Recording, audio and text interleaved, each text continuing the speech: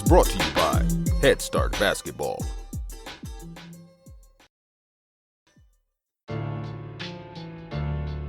Hey Hoopheads, our friends at Dr. Dish Basketball are here to help your team train bigger and better this season with exclusive savings on the industry's best shooting machine. Now until October 31st, get $3,000 off the Dr. Dish CT Plus and experience firsthand what the ultimate training solution is all about. You can also follow their incredible content at Dr. Dish B-Ball on Twitter, Instagram, Facebook, and YouTube. Mention the Hoopheads podcast and save an extra $300 on the Dr. Dish Rebel, All-Star, and CT models. Those are some great deals, Hoopheads. Get your Dr. Dish shooting machine today. This is Kip Ione, founder of Teams of Men, and you're listening to the Hoopheads podcast. Prepare like the pros with the all-new Fast Draw and Fast Scout. Fast Draw has been the #1 play diagramming software for coaches for years. You'll quickly see why Fast Model Sports has the most compelling and intuitive basketball software out there. For a limited time, Fast Model is offering Hoopheads listeners 15% off Fast Draw and Fast Scout. Just use the code HHP15 at checkout to grab your discount, and you'll be on your way to more efficient game prep and improved communication with your team. Fast Model also has new coaching content every week on its blog, plus play and drill diagrams on its Playbank. Check out the links in the show notes for more. Fast Model Sports is the best in basketball.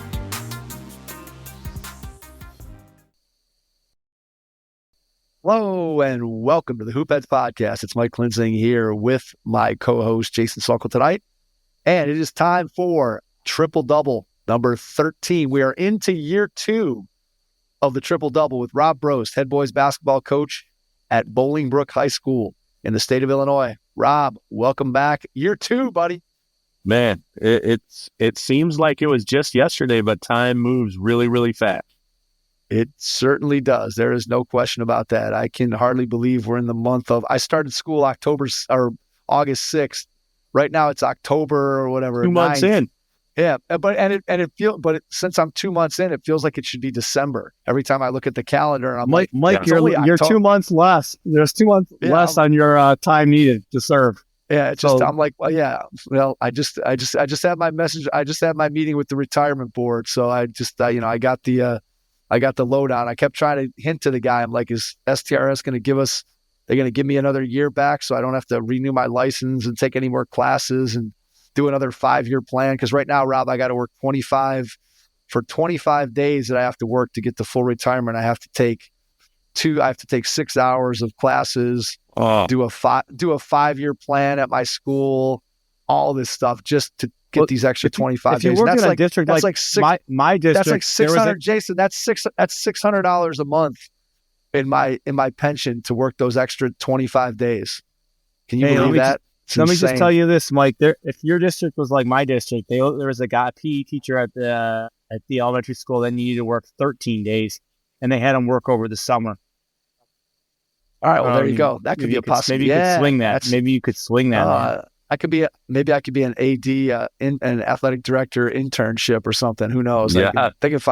Heck, I'll do landscaping. I'll Richmond clean the building. Mike, you might be able to get some recruiting done or something. I don't know what Richmond Heights is doing out there for their basketball team. Yeah, maybe. I'll keep that under wraps, man. Let's keep that under wraps. All right. So all that being said, we are going to talk our 3 topics tonight, and the first one is practice time in terms of getting things done that you want to get done in a practice and trying to balance that with the length of time that you want to practice. And obviously it varies from different points of the season, where preseason you may have goals, during the season you have preparation for a particular game.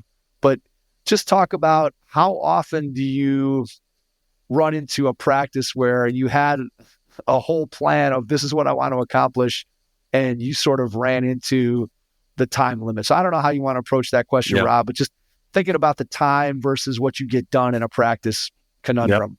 Well, I think first off, you have to have a plan, like a season plan, right?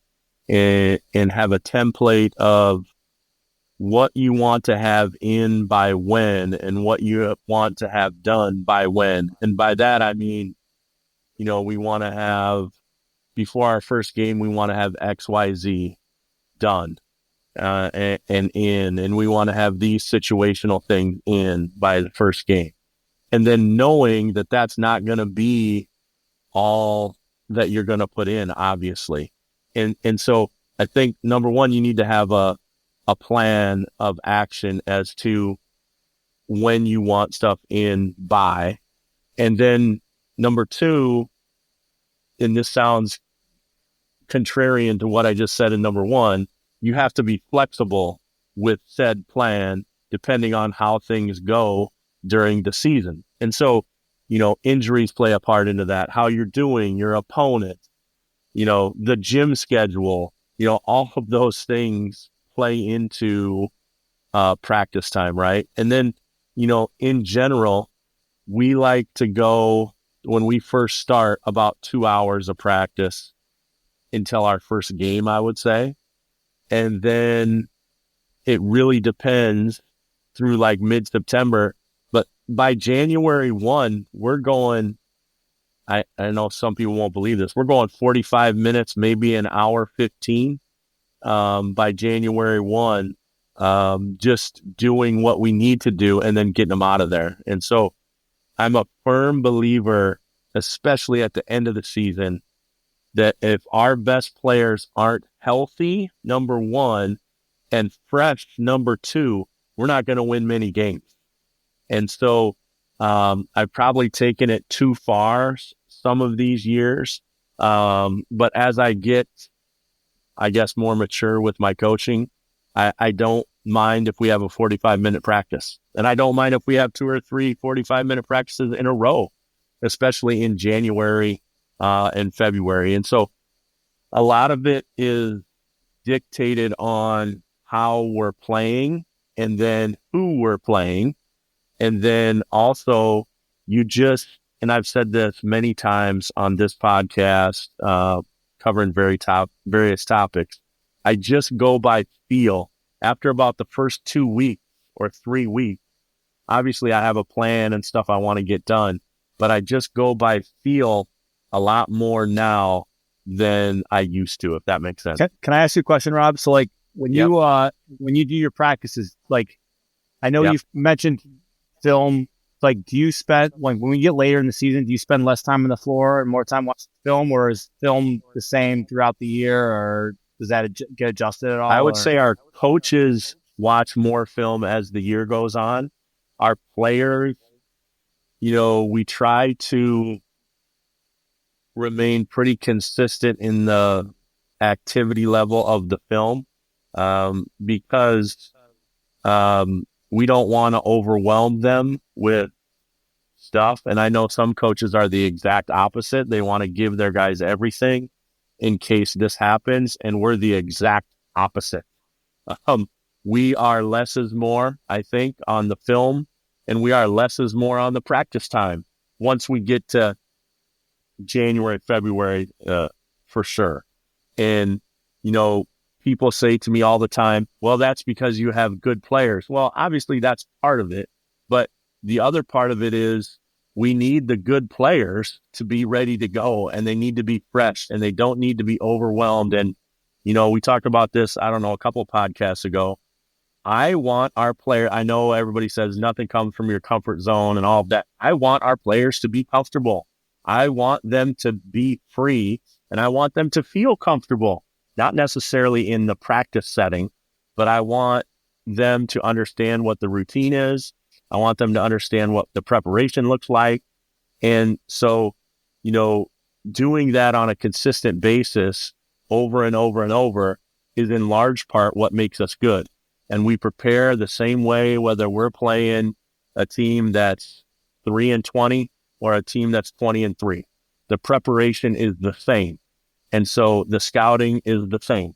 The detail that we have in our film sessions is the same.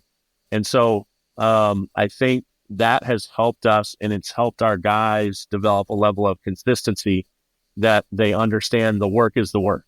No matter who we're playing, when we're playing them, the work is the work. And so it's easier said than done, but I definitely err on the side of less than more. I know there's coaches, even at our school, that make their kids watch a certain amount of tape via huddle when they're not, like, they check their phones and see how. We don't do any of that. If I want them to watch something, I sit and watch it with them. You don't Johnny Manziel him. You don't Johnny Manziel him, and when he says he's watched 0 minutes of film, you don't get upset with him.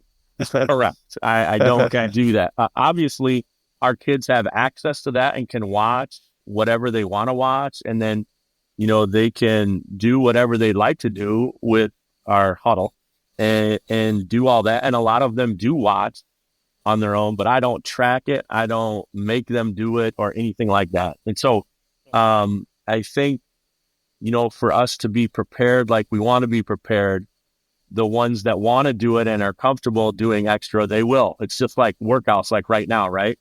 Our top 5 or 6 guys are working out every day, sometimes twice on their own. And some of our guys aren't working out at all. And so it's very similar to that. And so, we've been lucky to have good leadership from our teams and good leadership from our players. And certainly the work is the work, right? I think it comes down to habits and decision-making. And I know we've talked about this a bunch of times as well. And the practice thing really comes down to habits, what we need to do, what we want to stress. And then obviously we have specific practice plans for each day and what we want to accomplish and all of those things. But I think, as far as practice length, we'll start about 2 hours at the beginning of the season. And then probably by even some pre-games in December, like the day before games, we'll go 45 minutes or an hour, and that's it.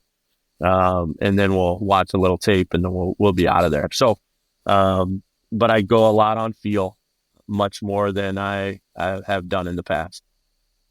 Tell me about the yearly outline and putting that together. Like, how long into your time at Bolingbrook were you when you felt like you had that set up the way you wanted it to, in terms of the things that you felt like you had to get in before the first game? And then what's the process for tweaking it as you go season to season, as you're kind of looking it over as you head into the year? It ends up being very similar from year to year, to be honest with you. For sure. Because the rhythm gets to be the same. I don't want to say we're an elite program, but we're pretty good usually. And so the rhythm of the seasons are somewhat similar, but when we play well and when we don't is not similar, right? And that's where the flexibility comes in. Injuries, guys that do dumb stuff that maybe don't play or can't, whatever happens. So that's where that flexibility comes in. So I don't know if I'm ever really comfortable with it before the season starts. But I get comfortable with it as the season goes because I have a better feel and I know what our team needs as we go. And so, like I tell our guys, nobody knows what we need more than us. We know what we need because we're here every single day and we're together and we have the sweat equity with each other to know what we need. So obviously there's some years where I want stuff in and we don't get to it, or I want to wait and we have to put stuff in earlier. All of those things happen. And there's some years where you have a veteran team where you can put way more in than you're going to use, obviously. And so, every year is a little bit different, but I don't even know if I'm comfortable, right? Like, I'm working on this year's right now just to solidify it and see exactly where we're going to be. But we play some really big games at the beginning of December. And so, we're playing some national caliber competition. So we're going to need some things in those games that we don't necessarily need for some games that are, aren't as, I don't know if competitive is the right word, but we're going to be outmatched in some of these national level games. So, we're going to have our work cut out for us. So it changes the plan a little bit. Yeah, no, that makes sense. I mean, again, it's the idea of, right, you do the planning, and then as the plan is being executed, you see how things are going and how they're progressing. with that particular team, with those particular players, and then you make adjustments. Clearly, I would guess that there's some core things that you're like, we have to have these 3 things in, whatever those 3 things are, and you prioritize those. And if your team gets those down, boom, now you can start to add other things, as you said, if you have a more experienced team versus, hey, maybe you have a team that's a little less experienced and maybe you can't add all those extra bells and whistles before the first game. You just have to focus on, hey, we've got to get the core things that we're all about in. And again, that's what the overall yearly outline is designed to do, is just to kind of keep you on track of, hey, these are the things, these are the non-negotiables, for lack of a better way of saying it, that we have to get in order for us to be able to do that. So I think this point in my career, like I mentioned, I'm more concerned about the habits than I am the specifics of what we're doing. And so I know that there's some experienced coaches that are like, what is he talking about? Like, he doesn't care about, set play. No, that's not what I'm saying. But what I am saying is developing good habits for our guys is the most important thing. And then if they can make good decisions, then we're on to something. So you're right. We have a baseline of stuff that we gotta be able to do by game 1, and then obviously it evolves as the season goes.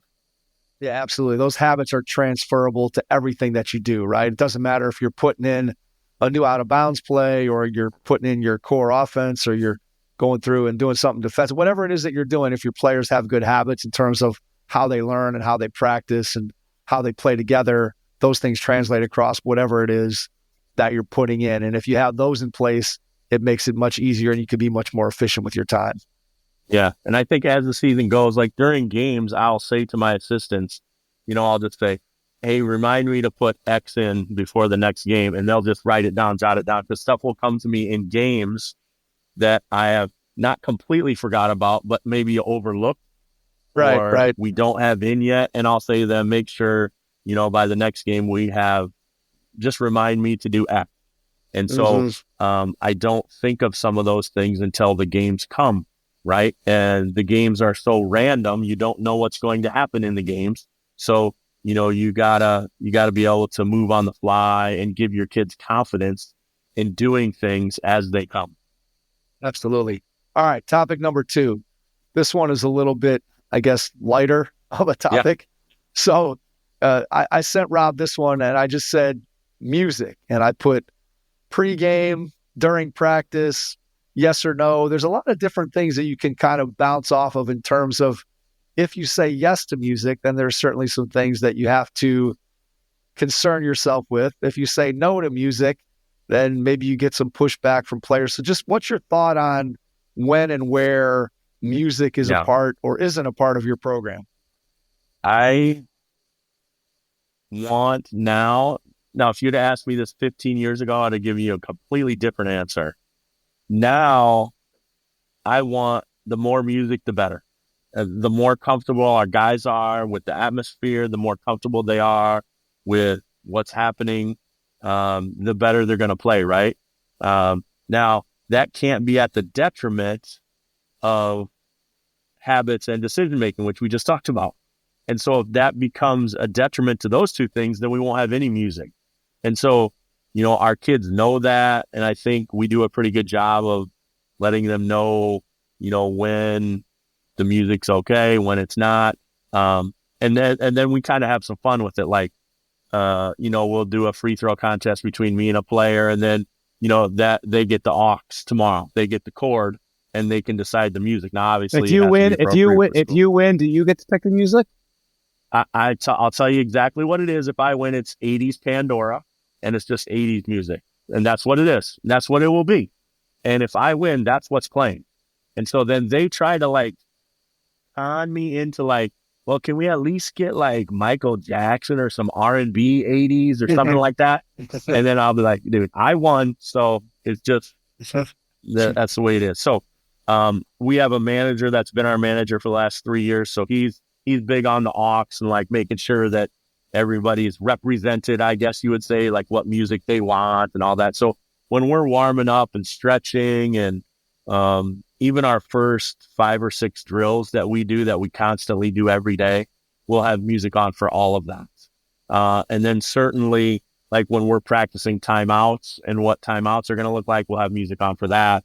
When we're practicing our pregame, which we'll do, we'll have music on for that as well. So I'm a big proponent of the music now, whereas when I first started at Bolingbrook, like there was no way I would allow. I was somewhat of a control freak back then, and that's probably why we weren't any good. I think I was trying to. You're not a control freak now, Rob? Oh, well, I don't think so. Now I'm a lot more, I think player centric than I am like, hey, we got to do this. We got to do this. We got to do this. But at the same time, holding players accountable and holding them to the standard, and, those things remain the same. So, I'm a big fan of the music now. I don't necessarily like some of the music that they pick, which is fine. They don't like the music that I pick. And so, we make it into a fun thing, and it's really good. Like, well, we'll have Michael Jackson Day on the aux cord. We'll have I don't even know some of the popular artists that our kids would like, but like we'll have a day where our manager just plays one certain artist, and then he'll come in and be like, well, it's Taylor Swift Day, and everybody will be like, no way, we're not doing that. So it makes for a little fun and games at practice too. And so that part, the lightheartedness of practice, I think helps our guys too, and it helps them be loose and helps them be comfortable. And again, I say that, with a grain of salt, because obviously we want to go hard, and we don't want our kids to be comfortable with their play necessarily, but we want them to be comfortable in every other aspect of what's happening: shoes, uniforms, gear, food, all of those things, and make it as much like a college atmosphere as possible. What about the potential for unscrupulous language in some of the music? How do you handle that? Because I know even in my gym class in elementary school, I'll have kids that will come to me and they'll say, because I'm playing music all the time. My music is my start. It's my finish, whatever. And kids all the time will come up to me. And of course, again, if I go back 25 years ago when I first started teaching, and kids would say, hey, do you know this song or that song? And I would know the song, and I would know whether or not the song was appropriate to be played or not. Now they come to me with songs and artists. I'm like, I'm like, it's not on the playlist. I'm going to have to go home and listen to it first. So just, again, with some of the language that can be in some of the music today, even sometimes music that you might not even think has some language. How do you handle that, or how do you approach that? That's tough, right? Because, like I talked about before, you want your players comfortable and listening to what they like and all of that stuff. But on the other hand, you're an example, and you're, trying to set the tone for what's appropriate. And so, obviously we can't have a bunch of swear words and a bunch of, we're doing this and this and this, that are XYZ bad things, quote unquote. And so I just tell them, if you get the aux and that's happening, then that's the last day that you'll get it. And so that's just the way it is. And then, so if something like that happens and they kind of scoot it by me and I hear it, then I just take over the aux, and then we're back to 80s Pandora. And then they're like, oh my God. And so then that doesn't really happen very often. And so that's kind of how we handle it. On when we practice on the weekends, when nobody else is there, I give a little more leeway on what I'll allow, because people aren't walking through the gym. In a typical practice during a weekday, who knows, a board member might be walking through the gym, a parent, girls from the tennis team, not football necessarily because it's not in season, but you know what I'm saying. Badminton is practicing, everybody's walking through the gym just to get through to the other side of the school. And, so you never know, who's going to be in there. So, Sundays, when we practice on Sunday mornings, it's not like free reign. Don't get me wrong. It's not like anything goes, but I'm a little more lenient on those days than I am, during the week. And typically we practice Monday through Friday. We give our guys Saturday off, and then we practice Sunday again, because normally we're playing late on Friday night. So I don't want to get up at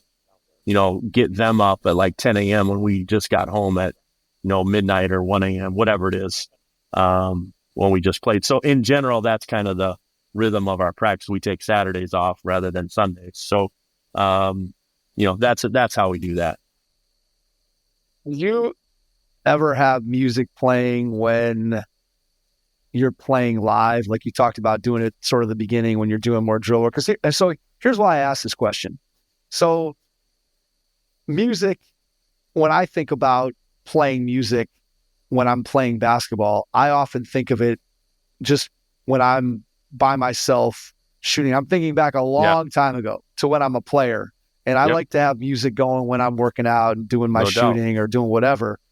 And then I had an experience, this is probably in the last couple of years when I stopped playing. So we're talking now, this is still 15 years ago, let's say. But I was going to some open gyms at this guy's. It's about 15. It's about 15. This is 50. This is right before. I'm just giving him a hard time. This is right before I tore my ACL. So I'm playing at this guy's house, and he had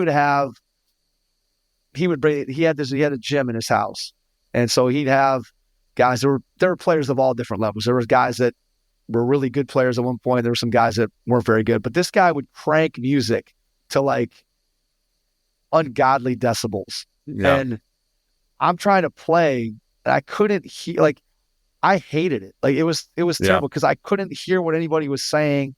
Nobody could hear what I was saying. And so to your point, which you talked about, like, there was no communication. And part of me felt like, I feel like I should like this. Like, it's not like I didn't like the music or it wasn't. I just felt like when I was trying to play, it was almost impossible for me to be able to communicate in the way that I was used to. So I don't know if you've thought about that. I think if you've talked to players about that. If we're just playing, which isn't often in practice, but I mean, I would say the music is fine, but not at a decibel level where you can't hear anything, because for us anyways, and I think it's for most players, you got to be able to communicate with your team, right? And so we're sitting in open gym today, and the two college coaches that were there were like, yeah, they talk a lot. And I think our guys don't talk at all. And he was like, I go into open gym after open gym and no one's talking, no one's saying anything.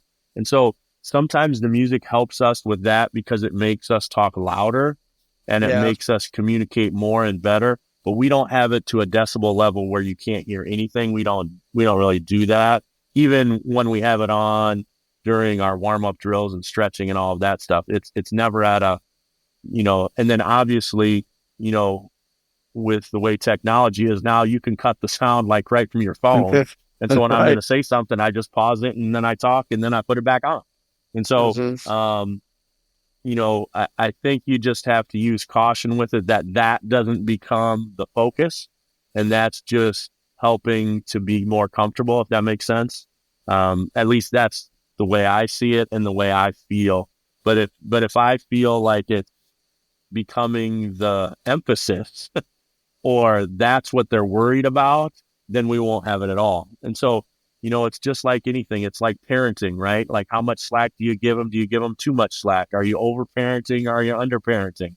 And so, you just go by, at least I do, I go by feel 90% of the time now, and just go with what I feel the team needs. And this would be true with the music as well. Yeah. I mean, when I started in PE, I didn't use the music. Technology wasn't nearly as good. Right. Now I just have the Bluetooth speakers and carry the phone around, and I can turn the music on, turn it off. It's my start signal. It's my stop signal. The music's going all the time, and I try to mix in music because my health class, I teach a health class in the morning, and I have music going, and then I tell them when the music cuts off, that's when I'm starting. So that means your phones are away. That means I'm about to say something. When the music's going, you can do whatever you want. You can do whatever. So it's interesting what you say on the start and stop. I use that in the classroom as my start and stop. And then when they're working on stuff, I'll put the music on. That means you can quietly talk to a neighbor and do all that. I do the same thing in my fourth grade math class, Rob. I play music all the time. And I normally just randomly pick a kid to say, what do you want to hear? And obviously I have to be really careful with fourth graders with the music that I'm playing. They pick Taylor Swift very often, and I have to this song I cannot play. Like, you got to skip this one, guys.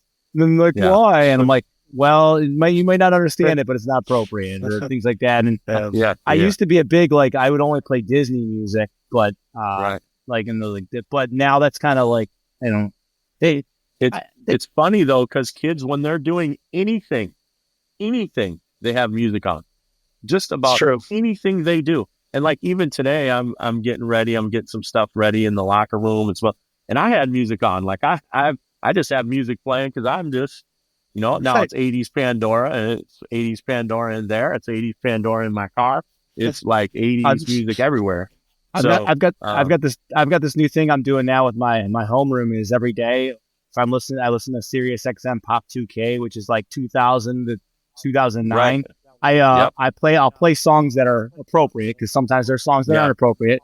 I'll play like a clip of those songs and say, does anyone know the songs, and see if the kids can figure it out. And it's pretty funny. Some of them know, like, oh, my dad listens to this. And then they're like, and then they say Beatles. I'm like, this is from 2001, you guys. Come on now.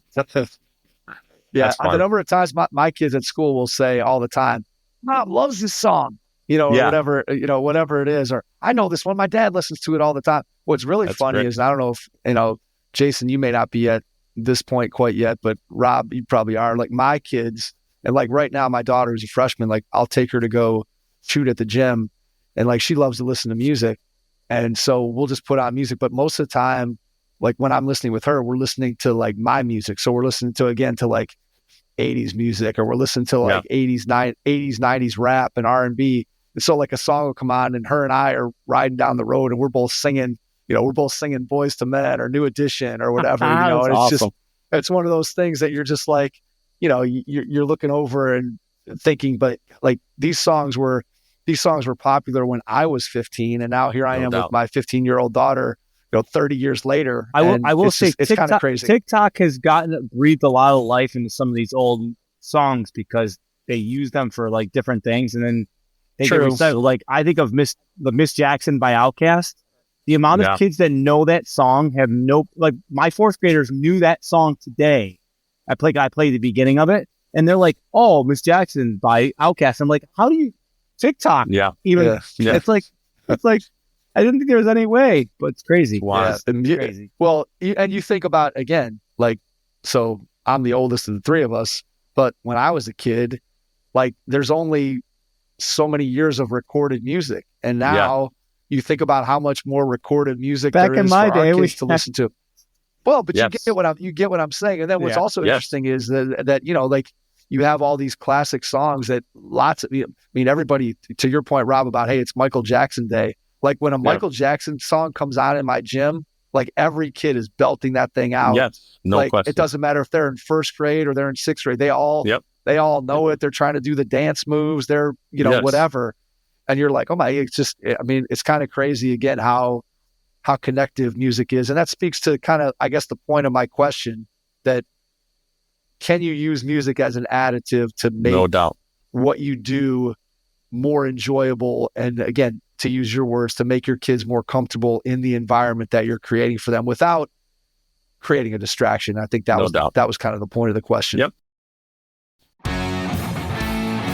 Hey coaches, we know you're invested in the next generation of athletes, so why not give them the star treatment this season with Game Changer, a free app that provides you with the tools to help your players improve. Review game film, game stats, and cumulative season statistics with your team to keep players motivated all season long. Live stream your games for free and enjoy automatic highlight clips. Download Game Changer now on iOS or Android. Game Changer equips your team with the tools they need to stay engaged. Download it today and make this season one for the books. Game Changer. Stream, score, connect. Learn more at gc.com/hoopheads. That's gc.com/hoopheads.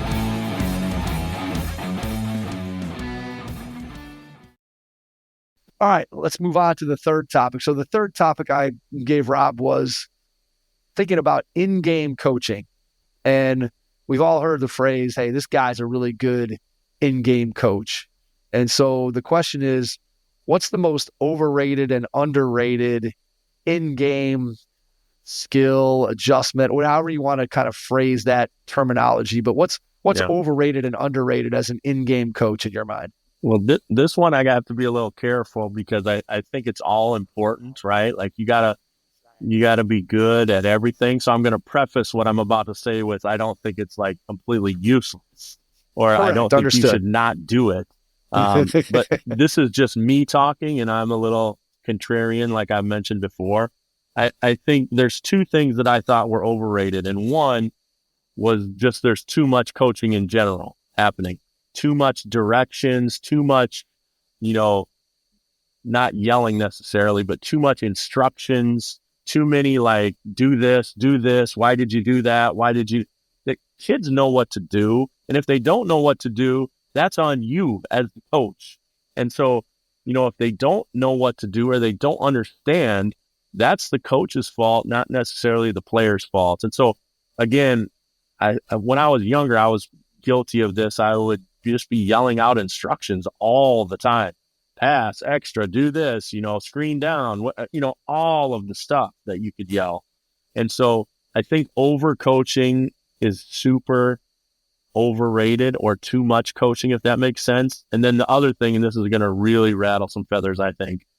The other thing that I think is overrated is half-court offense. So much time gets spent on half-court offense, and then you're never in the half court, or you're hardly ever in the half court, especially in a high school game. I get in college how it's slow and it's after, and then, okay. But then wouldn't you want to, if it's a half-court game so much, wouldn't you want to get out and transition a little bit more to get an easy basket every now and then? So I think half-court offense is the most overrated thing that coaches work on, and then they never get into that in games, or they rarely get into it in games. So those are my two things that are overrated. My underrated things are just, the first one is just what I try to do, and this is just me.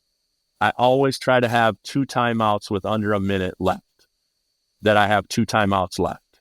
And so my assistants will say to me a lot, you lead the country in unused timeouts. And I was like, well, that's probably true. And there's a lot of times where there's, coach, we need a timeout. I get that, but we also need to learn how to play without me micromanaging every single thing. Last minute, I will micromanage that thing, and I'll have the 2 timeouts and I'll be ready. But I see it time and time and time again where I'm scouting a game, or I'm just watching a game, no timeouts left, and it's under a minute. Like, what are you doing? That run that they were on in the first half, I mean, come on. That was then. Now you really need the timeout, and you don't have one. And so my most underrated thing that I try to always have is 2 timeouts left with under a minute. And I love that answer, because I love when coaches, when like 3 straight possessions go poorly, like I say you're pressing and a coach goes 3 straight possessions and they call a timeout, like, don't they think the other coach is going to like change their plan, because they're spending the whole time out. I will purposely, if I'm pressing and that coach calls a timeout, I pull the press off for 2 possessions. Yeah. And then I say, you've got 2 possessions or you're not pressing, half court defense. And then the third possession, I put the press back on, because everything that the coach just spent there 60 seconds, they forgot. It's going to one ear out the other. I think use of timeouts is really a good one, Rob. Good job. I like that. I think that's something that we try to do a better job. And then if it's not necessary, we don't use them. I mean, I do probably lead the country in unused timeouts. That's probably true. But my assistants get really frustrated with me sometimes. But I shouldn't say always, because it has happened where we haven't had them because we weren't playing well or whatever happened. But I like to have 2 timeouts under a minute for sure every time. So this is an interesting one, but interesting question for sure. All right, I have a timeout story that goes to your point, Rob, of having 2 timeouts with a minute left, and then having those timeouts still in your pocket when the game ends. So I remember when I was a kid, and this is before I got to high school. So I'm probably in upper elementary school or middle school. And my dad had a former student who was coaching at the high school where I ended up going to. And I think at that time he was the JV coach. And I remember sitting in the stands with my mom and dad and my sister watching high school games when I'm 12 years old, I'm 13 years old. And this coach, no matter what the score was, he would always make sure that he used every single one of his 5 timeouts, whether he was down 30, up 30.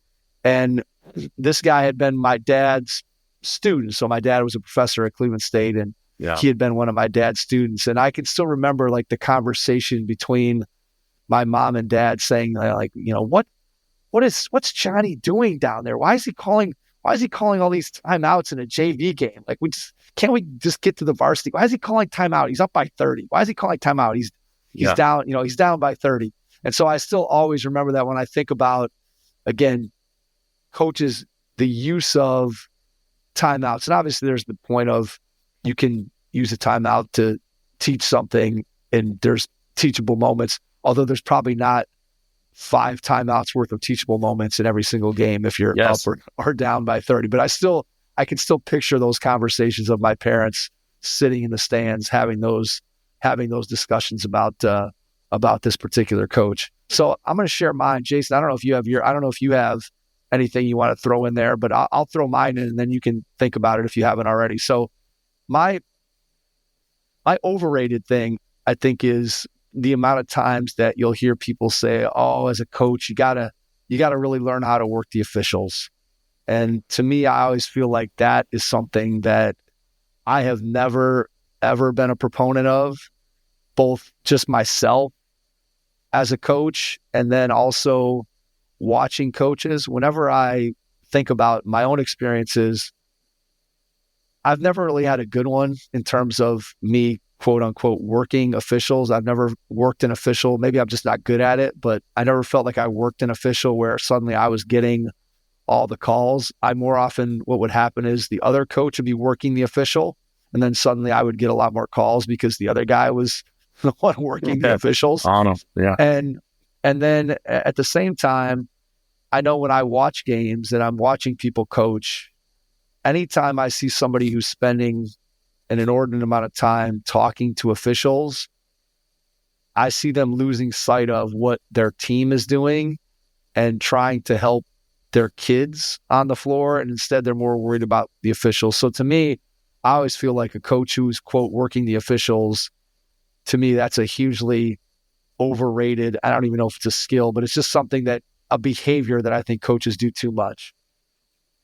And then my thing that I think is underrated is, I think, having the right personnel on the floor at the right time in games and being able to understand substitution patterns and who should be on the floor when and how to take advantage of matchup situations. To me, getting the right personnel on the floor is something that is extremely underrated, because I'll see games and go and Jason, I don't even know how many times we've talked about JB Bickerstaff. Yeah, I don't claim to know more than an NBA coach, but there are certainly times where I'd like to know the why behind some of the lineups that I see coaches roll out there that don't make any sense. And I think certainly at the high school level, if you have the right personnel on the floor, I just feel like then schematically what you're doing becomes secondary almost if you have the right guys on the floor. And so I don't know how you feel about those two points, Rob, if those make any sense or resonate with you in any way. Yeah, I think those are great. We were just talking tonight. I was talking with one of my assistants because at practice, I do this too. I observe more than I actually coach, and my assistants do a large part of the coaching. Obviously at open gym, we're just all observing. So we're just all standing and talking. And, we brought up this one kid who happened to not make an extra pass. And my assistant said, well, it's not his fault. He's never been told or never been made to do it. And so knowing your personnel and what they can and can't do, and then putting them in the position in the game and the time and place in the game that they need to use the skills that they're good at is really, really important. So I think that is really underrated one. And I would also go so as far as with, like, for me, for example, I have, 3 or 4 assistants on the varsity. Then I have 2 sophomore coaches. Then I have 2 freshman coaches and a 3rd volunteer guy who kind of helps throughout. Getting those guys in the right spots for their strengths is also really underrated. And just to piggyback on your players being in the right spots, just leading the personnel of coaches that I have and, getting them in the right positions, who works well with who's good with these groups and that group. And so I think that is underrated as well. So I just kind of piggybacked on what you were saying. And I immediately think about, like, I do that with my staff a lot. Like, am I utilizing them the best that I can that serves the kids that we have the best? And so that's something I think about a lot. And I don't know if a lot of coaches think about it or not. They probably do. I don't know. But I think about that type of stuff a lot more than I think about X's and O's. A lot more. Yeah. I think for me, when I'm sitting here thinking, I'm thinking, like, kind of to piggyback off the official piece, like, I think an underrated skill, but also, I don't know, might be a little bit of both, but, like, making sure that you practice what you preach. And, like, I specifically think of a coach who yells at his kids to stop arguing with the officials or stop talking to the officials, and then immediately goes and does it. Like, yeah, like riding the officials, getting upset with the officials, but at the same time yelling at their kids, because I think a lot of those behaviors are learned behaviors. And I understand, you watch the NBA, it's a joke. It's an absolute joke, the way that the players argue about calls, and there's no repercussions unless your name's Draymond Green, or, like there's no repercussions for it. So these kids are seeing these behaviors on the biggest stage, which I love the NBA. I love watching basketball. I know Mike loves watching NBA basketball, but it's like their kids are learning from that. But we as coaches have to understand that what we do is going to rub off on the kids too. So if we are going to tell the kids, hey, don't yell at the officials, don't argue with the officials, my tact is always, most of the officials that I get in middle school basketball games are officials that I've had for the last 7 years. They all know me, and they know who I am. I also officiated for a few seasons, so they know me from that too. So, like, I always, if I don't agree with the call, I just go up to the official at a timeout, and I just feel like, can you explain to me what you saw here so I can understand how I can explain it to my kids? So instead of yelling, saying, I disagree with your call, that's a terrible call, I just ask them, like, so I can explain to my kid what was wrong. And since they know me, it comes across way better. And I see these other coaches, and they're just upset about every little thing. And it's like, guys, make your team better. Don't worry about the officiating. Like, it is part of the game, especially at the middle school level. Jay. Level. I mean, guys, come on, let's be honest. Most of the middle school officials are retired varsity officials that are just trying to make extra money. Okay, or they're new people. And especially given the fact that the officiating, I wouldn't say it is a well sought after profession right now. Okay. And there's a shortage for sure. Like, I know I was at the place in Brunswick, like, that has the, what's it called? Hoop crew, right? Yeah. They had gotten officials from Canada because they didn't have any officials to work. Like, they literally pay for them to have room and board and pay for the officials because there's not enough officials around here, because no one wants to officiate, because parents, kids, and these officials, by the way, aren't very good that they're getting from Canada, but they're officials because there's no one else to do it. So, like, I think that's really a big thing, is just the way that we treat the officiating, and it doesn't help with the parents as well. That's just another thing. It's not fun. And I don't know where you stand on that, Rob, like with the parents and shouting things at the stands. I don't know what it's like in Bolingbrook. Like, do you guys? I mean, I think what you said, the biggest example you have is yourself, right? The biggest role model for the program is me. And I'm not saying that because I think I'm better. It's just the way that it is. You're the head of the program, Rob. Yes. And with that comes responsibility all the way around, just like there's responsibility with being a player within the program. And so, I was talking to another coach buddy of mine, and this is the way I liken my position. I'm in charge of this big ship, right? With all kinds of stuff going on. And I'm just the little rudder in the back, right? But if the little rudder in the back goes awry, that whole ship is going down and the whole thing is going to run amok, right? But if the little rudder in the back keeps things going straight, keeps on top of things, keeps aware of everything that's happening on the ship's probably going to go exactly where it's supposed to go. That doesn't mean you don't have conflict. That doesn't mean you win every game. It doesn't mean any of that. But if you're not paying attention and you're the rudder, and you're going to run that ship right into the ground if you don't pay attention to everything that's happening on your ship.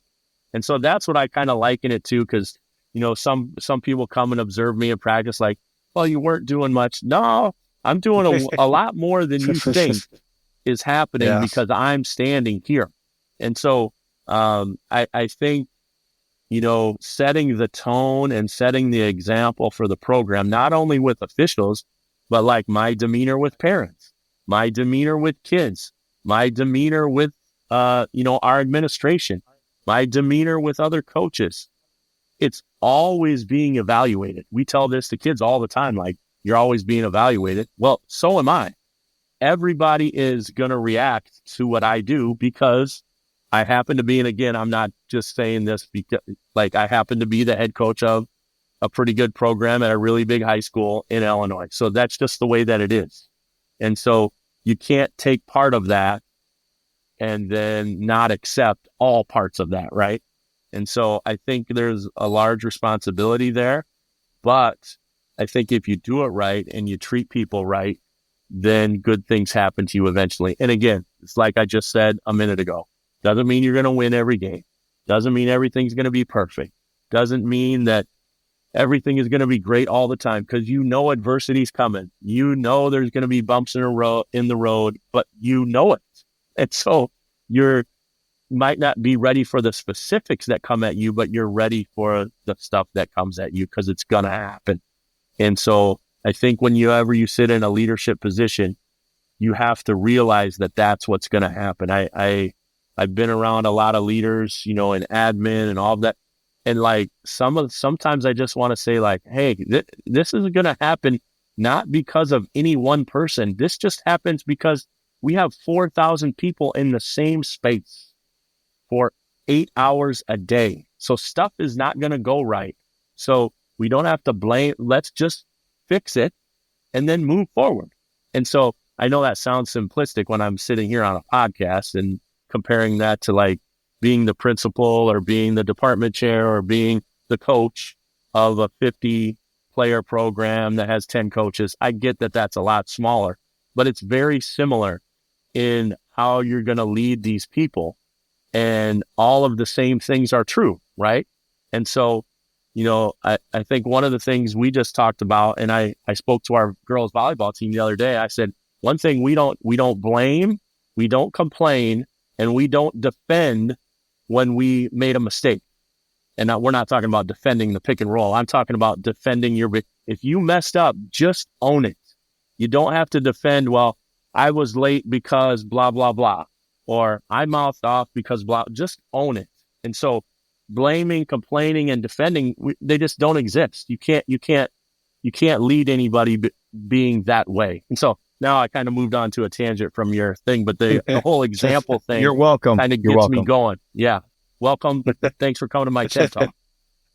So, no, sorry. I like it. So let me tie this back into sort of the whole theme of what we talked about along the way. So if we go back to the first question and we're talking about building that practice plan, right? Of an overarching practice plan so you can make sure that you can get everything you need to get in before the first game or before the next game or whatever it may be, day to day. You're just trying to get all that planned out, right? And you talked about it's not so much about the specific details of what we're doing on a given day. It's I want the habits to be in place so that whatever it is that we're teaching on that day, whatever practice brings us, we're ready because we have the right habits. And that goes to what Jason, what you were talking about, and Rob, what the point that you just made, where things are going to happen, right? And you don't know what the details of that thing are going to be. That could be a bad call during a game. It could be a kid breaking a rule or a standard of your program. It could be a kid in school that gets in trouble, and now you're dealing with a principal or an assistant principal and the kid and the parent and all these different things. And you don't know what those situations are going to be. But if you, as the leader in this case, if you are able to, in advance, think about how am I going to handle these situations, that I'm the person that I'm who everyone else is looking for or looking to, as how is this person going to handle it? I may not know what the situation specifically is going to be. I may not know what those details are, but I have a pretty good idea of, I got to figure out a way to handle it. I always think back to just in school when you have a parent who calls you up, right? And they're upset about the kid's grade or something happened in your class. Like I oftentimes in gym will have situations where kids will run into each other and one kid will get hurt, or, I'll have kids that one kid pushes another kid down, and sometimes that, whatever, there's nothing that happens to it. And every once in a while I'll get surprised by a phone call of a parent will say, hey, I had this happen, or hey, why is my kid getting a C in PE or whatever? And there's so many people that when they get that call, going back to your BCD thing, Rob, right? That they defend, they give a reason why of this or that, or I could, wasn't my fault, or this. And so often, like if you think about in advance how you want to answer that question or how you want to talk about it, it's like the parent wants to be heard. So I always listen. I say, I understand your concern. If this was my child, I'd have made the same exact phone call that you're making. I understand the point that you're getting at. And then the next step is, hey, what can we do to make sure that this doesn't happen again? And so that's the plan whenever I have one of those conversations. And inevitably, what happens is the parent gets diffused. I hear them out. And then we leave with the situation where we figured out that together we're going to try to do something to make the situation better. And by the time the parent hangs up the phone, they say, hey, thank you, Mr. Klinzing, appreciate your time. And what could have been a situation where if I handled it differently and said, oh, your kid's this, or, well, it was the other kid or whatever, that the conversation can go in a completely different way. And I've seen many, many people over my time in all different jobs that I've been in where they don't think about it and they just get emotional in this situation. And you take something that could be very easily solved, just like you described, Rob, and suddenly it's going in a whole different direction. And so I think as a leader, that ability to plan in advance and to build the habit, the process that can go and be applied in any situation, can be applied, like in Jason's case, talking about dealing with officials, or Rob, you're talking about in a practice setting, how do we make sure we get things in? To me, all that is just a matter of thinking about the situation ahead of time. How do I want to handle it? What are the ways that I can handle it? And then when it comes up, I just kind of apply. It's the Navy SEAL thing, right? You fall to the level of your training or your thought process beforehand, if that makes any sense. No doubt. I think as I've gotten more mature as a coach, I think every situation is an opportunity for me to do the right thing, right? Yeah. And so what the right thing is might not be clear immediately, but it normally becomes clear, right? And sometimes I have to wait a little bit to get the clarity that I'm seeking. But normally if you have a conflict with a player, or you have a conflict with a parent, or you have a conflict with admin, you have a conflict with anybody, both of you are a lot closer than you are far apart, because you both really want the same thing. You want the kid to be successful and you want the team to be successful.